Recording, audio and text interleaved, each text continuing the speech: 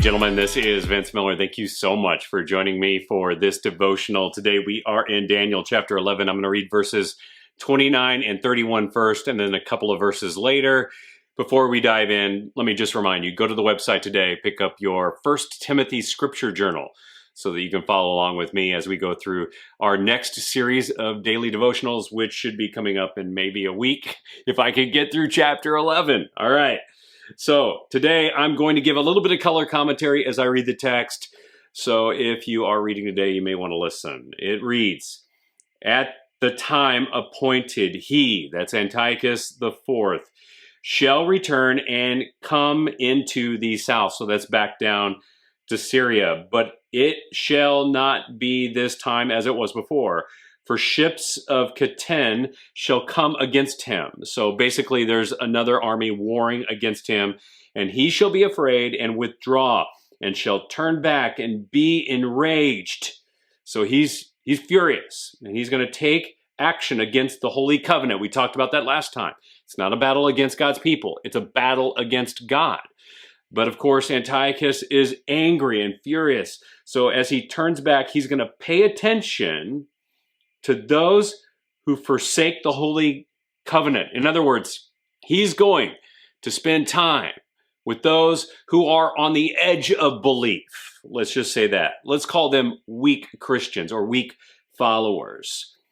"Forces from him shall appear and profane the temple and the fortress." In other words, they're going to come into the temple grounds and they're going to profane it. Of course, Jews perceived this to be their holy ground and almost a citadel at this time, a fortress to protect them from Epiphanes. But he's going to take it and he shall take away the regular burnt offerings. In other words, he's going to take away their system of doing church and religion. So no more circumcision, no more sacrifice, no more religious practices, no more reading of scripture. "And they," that's Antiochus and his people, "shall set up the abomination that makes desolation." So what this was the god Zeus. They would set up a statue of him on the temple grounds and perform swine sacrifice there. So this is the abomination that makes desolation. So this section is about the third campaign of the man of the prophecy in Daniel 8, dubbed the Little Horn. Remember that? Today we know this man as Antiochus IV Epiphanes of Syria. He was this Greek king who repeatedly made these military campaigns to the south to Egypt. But each time he heads home, he returned through the land of Israel, or Palestine at that time it was called, and wreaked devastation on the people of God. Now this situation we read about here, I really believe was far worse than Daniel's experience even in Babylon. Because Antiochus IV, he was a wicked, wicked, evil man. But let's restate what this man does, because I think it's essential to see how he conquers God's people. Let me just step you through it. First, he aligns himself with weak followers of God. Did you see that there when I read it? The text calls these people those who forsook the Holy Covenant. Second, he removes their place of worship. In other words, no more church gatherings. Sound familiar? Third, he removes their rights to practice their religion legally. So no more circumcision, no more reading of scripture, no sacrifices, no religious celebrations, nothing. Fourth, they set up a replacement god.